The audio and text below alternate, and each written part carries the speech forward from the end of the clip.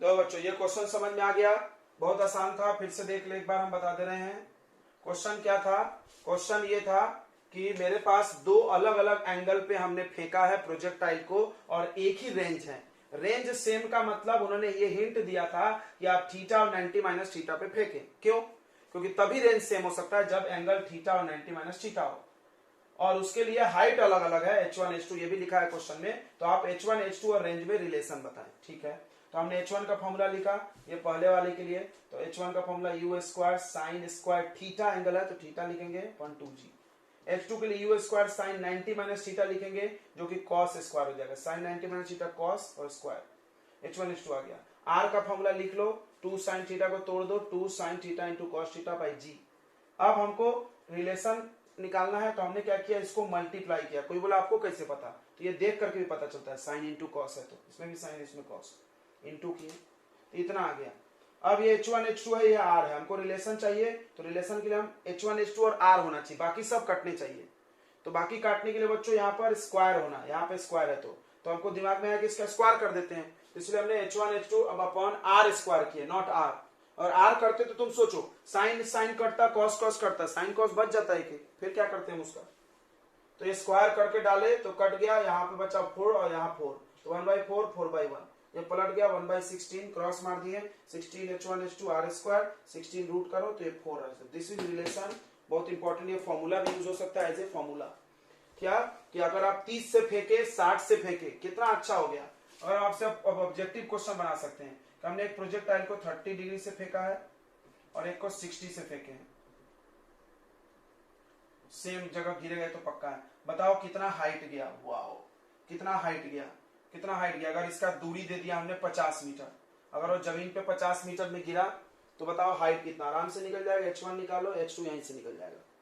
ठीक है बच्चों, तो ओके अच्छी बात है, आगे आप बढ़ते हैं हम लोग, नोट कर। ये प्रोजेक्टाइल है, अगर हम इसको u स्पीड से ऐसे फेंक दें, u स्पीड से फेंक दें थीटा एंगल बना करके, तो ऐसे जाएगा टक टक टक टक टक टक, यहाँ गिर जाएगा। तो ये जो पाथ बना है ना, पैराबोलिक पाथ, इसको प्रोजेक्ट्री बोलते हैं, सॉरी ट्रेजेक्ट्री।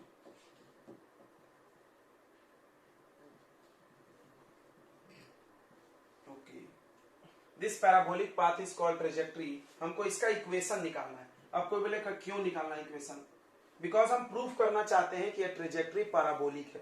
कैसे प्रूफ होगा, तो पैराबोला का इक्वेशन आएगा। पैराबोला का तुम इक्वेशन पढ़ोगे, अगर हम हमारा लेक्चर बेसिक मैथ का देखे हो तो y = x², मतलब क्वाड्रेटिक इक्वेशन। कोई भी क्वाड्रेटिक इक्वेशन का ग्राफ पैराबोला होता है, 10th में भी पढ़ाया गया है। लीनियर इक्वेशन का ग्राफ बच्चों स्ट्रेट लाइन होता है और क्वाड्रेटिक इक्वेशन का ग्राफ पैराबोलिक होता है, ये तुम बचपन में पढ़ के आए होगे। तो उसी कॉन्सेप्ट को हम यूज करेंगे। अगर हमने साबित किया कि इस ट्रेजेक्ट्री का इक्वेशन, अगर हमने ये प्रूव कर दिया इस ट्रेजेक्ट्री का इक्वेशन एक पैराबोला है, देन ये शो हो जाएगा कि ये एक पैराबोला है। सॉरी, ट्रेजेक्ट्री एक पैराबोला बनता है, यानी प्रोजेक्टाइल में एक पैराबोला ट्रेजेक्ट्री बनाना है, ये प्रूव करना है। तो ट्रेजेक्ट्री का डेफिनेशन क्या है, the path, the curve path, curve टेढ़ा, the curve path followed by projectile during its motion, या during projectile during its motion, during its motion, during its projectile motion, ऐसा लिखो, its projectile motion is called trajectory. Okay, तो हमको proof करना है, ये भी लिख लो, we have to prove that, हमको ये प्रूफ करना है दैट क्या, trajectory is parabolic, trajectory is parabolic, ये पैराबोला होता है, हमको प्रूफ करना है। ठीक है, और कैसे प्रूफ होगा, क्वाड्रेटिक इक्वेशन अगर आ गया तो पैराबोला है मान लेंगे। ठीक है, चलिए मिटा दें, ये नोट कर लिया है सबने, मिटा रहे हैं। ओके, तो अब आपको एक्स एक्सिस वाई एक्सिस में क्या क्या पता है लिखो। अब हम लोग इसको आर नहीं बोलेंगे, इसको हम एक्स मान रहे हैं पूरे को। कोई बोला क्यों मान रहे हो सर आप, ये तो आर होता है। हम बोले हमको इक्वेशन चाहिए, इक्वेशन एक्स और वाई में होता है, राइट। तो मान लो देखो एक्स एक्सिस में क्या क्या पता है हम लिख रहे हैं। एक्स एक्सिस में मेरे को यू एक्स पता है, यू एक्स तुमको भी पता है। यू एक्स क्या है, you cos theta. A x पता है कितना, 0। और डिस्टेंस पता है, डिस्प्लेसमेंट बोल सकते हैं। डिस्प्लेसमेंट इन एक्स एक्सिस को हम एक्स मान रहे हैं, एक्स मान लो ये एक्स दूरी जमीन पे चला है एक्स एक्सिस। और वाई एक्सिस में, वाई एक्सिस के अलावा हमको क्या पता है, यू वाई पता है, यू वाई। यू वाई कितना है बच्चों, U sine theta. A Y पता है, ए वाई कितना है बताओ, माइनस जी। और एस वाई मतलब वाई एक्सिस में जो ऊंचाई है इसको भी हम वाई मान ले रहे हैं, हाइट नहीं बोल रहे, क्योंकि इक्वेशन अगर आर और एच में आएगा तो मजा नहीं आएगा ना यार, तुम नहीं समझ रहे हो। एक्स वाई थोड़ा फील ज्यादा होता है। मान लिया कि वाई एक्सिस में कितना हाइट किया है, वाई किया है, ओके। अब हमको इक्वेशन निकालना है, तो हम इक्वेशन कैसे निकालेंगे, तो हम निकालना चाहते हैं इसका आर यानी x.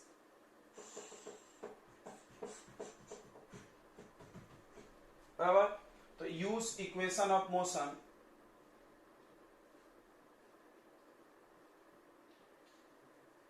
along x axis. x axis की तरफ इक्वेशन ऑफ मोशन लगाओ तो s वाला डिस्टेंस वाला ही लगेगा, S X equal to U T plus half A T square. X X लगा दो, बताओ डिस्टेंस अलॉन्ग x क्या माने हमने, x माने हैं, u क्या है, u x है, u साइन नहीं u cos थीटा है, टाइम t। टाइम कहां से कहां तक, पूरा का टाइम हो गया क्योंकि हमने डिस्टेंस पूरा लिया है, और ये 0 हो गया क्योंकि ax 0 है।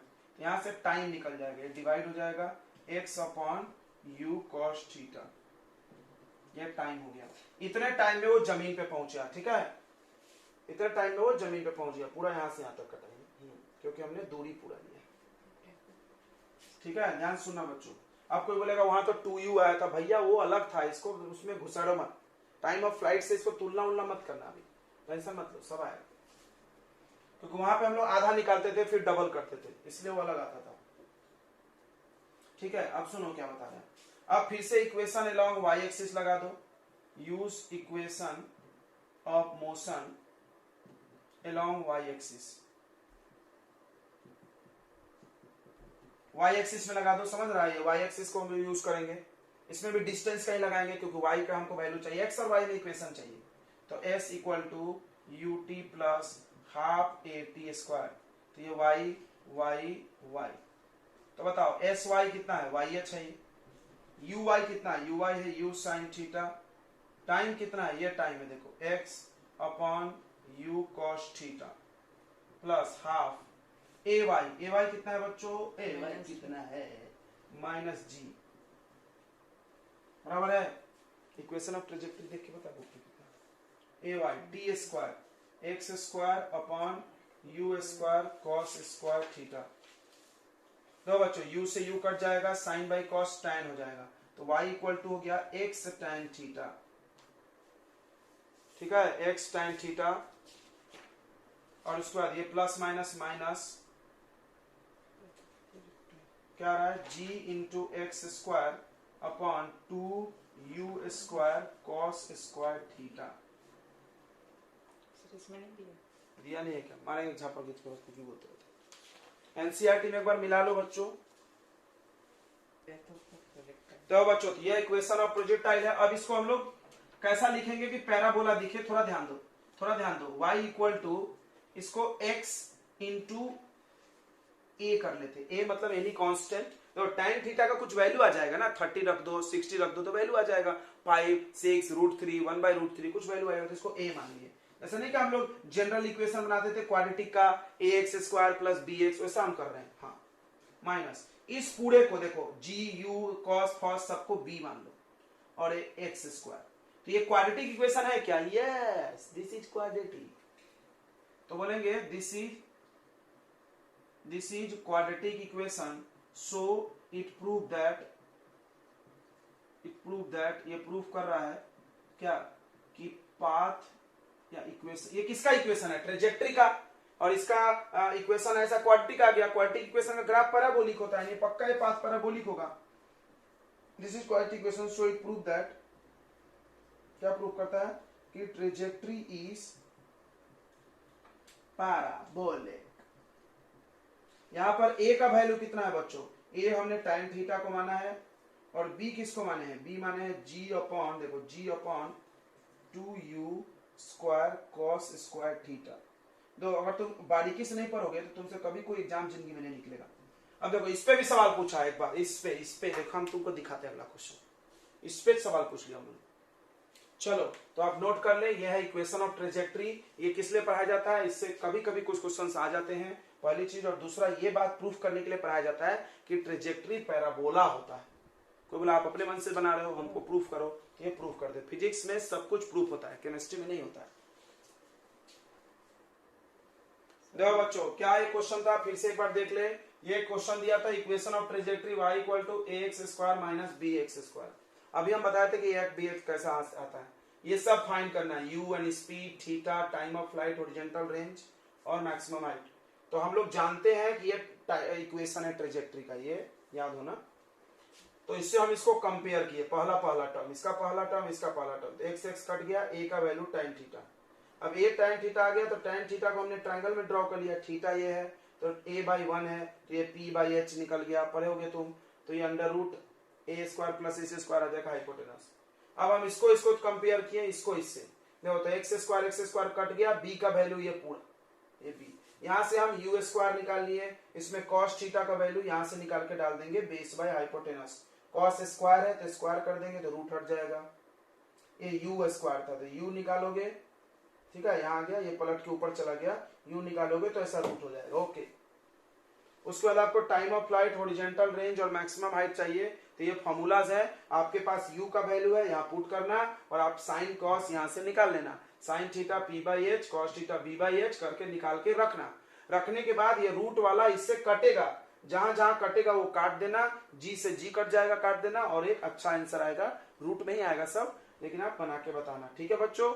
तो कल आप अवश्य इसको बता के बताएंगे।